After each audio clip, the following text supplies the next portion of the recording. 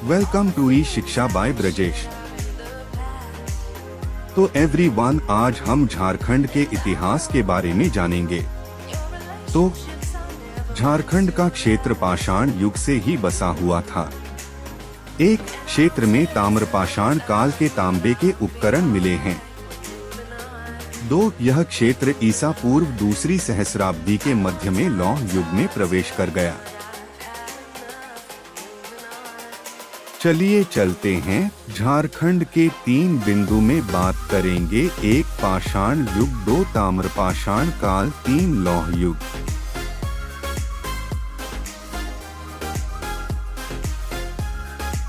पाषाण युग। पाषाण युग इतिहास का वह काल है जब मानव का जीवन पत्थरों, संस्कृत पाषाण पर अत्यधिक आश्रित था। उदाहरणार्थ पत्थरों से शिकार करना, पत्थरों की गुफाओं में शरण लेना, पत्थरों से आग पैदा करना इत्यादि।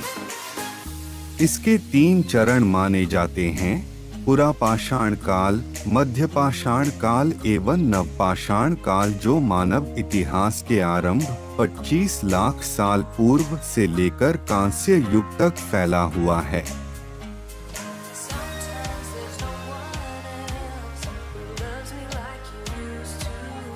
ताम्रपाषाण युग, चाल्कोलिथिक। ताम्रपाषाण युग या तांबा युग, अंग्रेजी चाल्कोलिथिक, यूनानी ताम्र और पाषाण।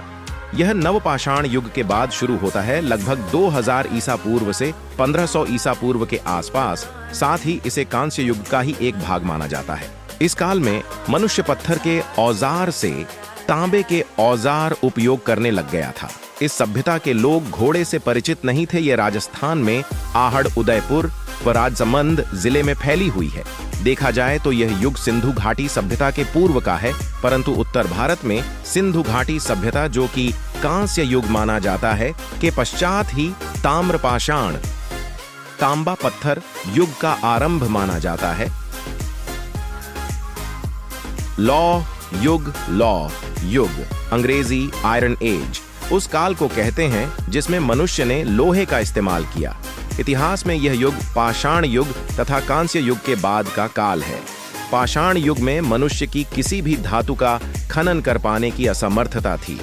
कांस्य युग में लोहे की खोज नहीं हो पाई थी, लेकिन लौह युग में मनुष्यों ने तांबे, कांसे और लोहे के अलावा कुछ अन्य ठोस धातुओं की खोज तथा उनका उपयोग भी सीख गया था।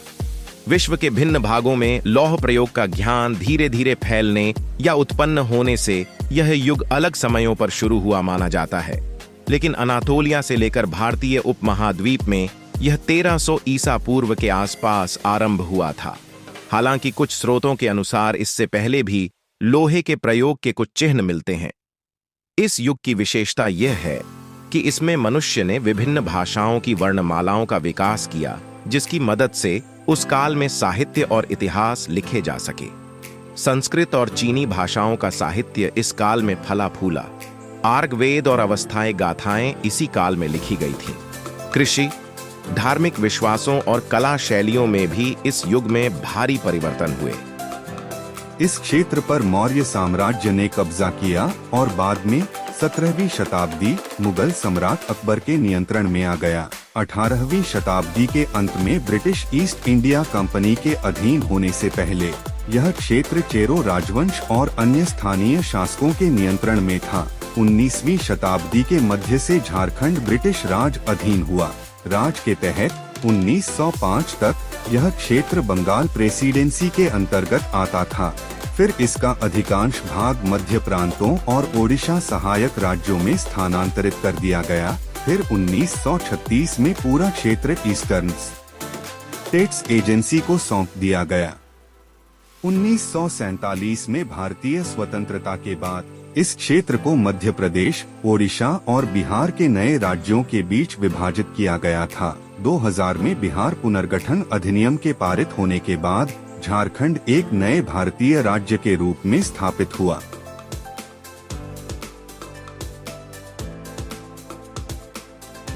मौर्य राजवंश, चौथी शताब्दी। ईसा पूर्व के दौरान नंद साम्राज्य ने इस क्षेत्र पर शासन किया था। मौर्य काल में इस क्षेत्र पर कई राज्यों का शासन था, जिन्हें सामूहिक रूप से अटविका वन राज्यों के रूप में जाना जाता था। ये विजित राज्य अशोक के विस्तारवादी शासनकाल लगभग 232 ईसा पूर्व के दौरान मौर्य साम्राज्य के आधिपत्य में आ गए। मुगल सम्राट अकबर 1526 ईस्वी में महान सम्राट अकबर ने झारखंड के क्षेत्रों पर ताजपोशी प्राप्त की। खूखरा क्षेत्र के अंतर्गत आए गिरिडीह को मुगल साम्राज्य में शामिल किया गया था। British east India company Jharkhand में ईस्ट इंडिया कंपनी का आगमन सन 1777 ईसा में हुआ था, जबकि इसकी औपचारिक शुरुआत 1785 ईसा की इलाहाबाद संधि से हो चुकी थी। इस संधि में मुगल शासक शाह आलम द्वितीय ने 1765 ईसा चेरो राजवंश चेरो वंश के विभिन्न राजाओं ने लगभग 200 वर्षों तक पलामू में शासन किया है। चेरो वंश के सबसे प्रसिद्ध राजा मेदिनी राय थे, जिन्होंने 1665 से 1674 ईज़ोर परंपरा के अनुसार गया के दक्षिणी भाग और हजारीबाग और मध्य प्रदेश में बड़े भाग को विजिट करके उस पर शासन किया।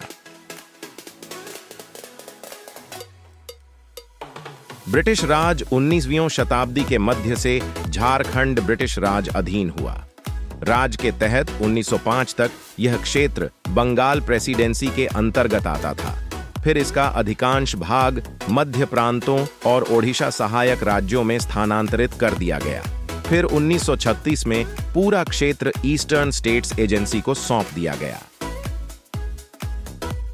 प्रागैतिहासिक काल छोटा नागपुर पठार क्षेत्र में मध्य पाषाण और नवपाषाण काल के पत्थर के उपकरण और माइक्रोलिथ की खोज की गई है। इसको हजारीबाग जिले में प्राचीन गुफा चित्र भी हैं, जो मध्य ताम्र पाषाण काल 9000-5000 ईसा पूर्व के हैं। 3000 ईसा पूर्व से भी अधिक पुराने सिद्ध महापाषाणों का एक समूह बड़का गांव में, जो कि हजारीबाग से लगभग 25 किमी दूर है, पुंकरी बरवाडीह में भी पाया गया था। दूसरी सहस्राब्दी ईसा पूर्व के दौरान तांबे के औजारों का उपयोग छोटा नागपुर पठार में फैल गया और इन खोज परिसरों को कॉपर होर्ड संस्कृति के रूप में जाना जाता है। पलामू जिले में सोन और उत्तरी कोयल नदियों के संगम पर कबरा काला टीले में नवपाषाण काल से लेकर मध्यकाल तक की विभिन्न वस्तुएं मिली हैं। लाल बर्तन, काले और लाल बर्तन, काले स्लिपवेयर और उत्तरी काले पॉलिश वाले बर्तन ताम्रपाषाण काल से लेकर उत्तर मध्य काल तक के हैं। चलिए हम कुछ बिंदुओं पर बात करेंगे। 1. छोटा नागपुर पठार। 2. मध्य पाषाण। 3. नवपाषाण। 4. मध्य ताम्रपाषाण काल। 5. ताम्रपाषाण काल। छोटा नागपुर पठार। छोटा नागपुर पठार पूर्वी भारत में स्थित एक पठार है। झारखंड राज्य का अधिकतर हिस्सा एवं पश्चिम बंगाल, बिहार व छत्तीसगढ़ के कुछ भाग इस पठार में आते हैं। इसके पूर्व में सिंधु गंगा का मैदान और दक्षिण में महानदी है। इसका कुल क्षेत्रफल 65,000 वर्ग किमी है। बाकी छोटा नागपुर पठार के हम विस्तार से अलग सेशन में पढ़ेंगे। मध्य पाषाण, इसका कालक्रम 10,000 ईसा पूर्व से 4,000 ईसा पूर्व तक माना जाता है। मध्य पाषाण मेसोलिथिक कालीन संस्कृति के प्रमाण गढ़वा जिला के भवनाथपुर, झरवार, हाथीगाय, बालूगारा एवं नाकगढ़ में कराए गए उत्खनन से मिलते हैं। नवपाषाण, इसका कालक्रम 10,000 ईसा पूर्व से 1,000 ईसा पूर्व तक माना जाता है। झारखंड में नवपाषाण संस्कृति के भवनाथपुर, झरवार, बालूगारा, नाकगढ़ आदि से कुल्हाड़ी, खुरचनी, तक्षणी जैसे नवपाषाण उपकरण पाए गए। नवपाषाण संस्कृति के समय ही मुंडा जनजाति अर्थात प्रोटो ऑस्ट्रेलॉइड प्रजाति का आगमन झारखंड में हुआ होगा। मध्य ताम्रपाषाण काल, इसको हजारीबाग जिले में प्राचीन गुफा चित्र भी हैं, जो मध्य ताम्रपाषाण काल 9,000-5,000 ईसा पूर्व के हैं। 3,000 ईसा पूर्व से भी अधिक पुराने सिद्ध महापाषाणों का एक समूह बड़का गांव में, जो कि हजारीबाग से लगभग 25 किलोमीटर दूर है, पुंकरी बरवाड़ीह में भी पाया गया था। ताम्र पाषाण काल। झारखंड का क्षेत्र पाषाण युग से ही बसा हुआ था। क्षेत्र में ताम्र पाषाण काल के तांबे के उपकरण मिले हैं। यह क्षेत्र ईसा पूर्व दूसरी सहस्राब्दी के मध्य में लौह युग में प्रवेश कर गया। इस क्षेत्र पर मौर्य साम्राज्य ने कब्जा किया और बाद में 17वीं शताब्दी मुगल सम्राट अकबर के नियंत्रण में आ गया। तो एवरीवन, बाकी हम अगला सेशन में जानेंगे। और अधिक झारखंड के बारे में जानने के लिए हमारे YouTube चैनल को लाइक, शेयर एंड सब्सक्राइब करें।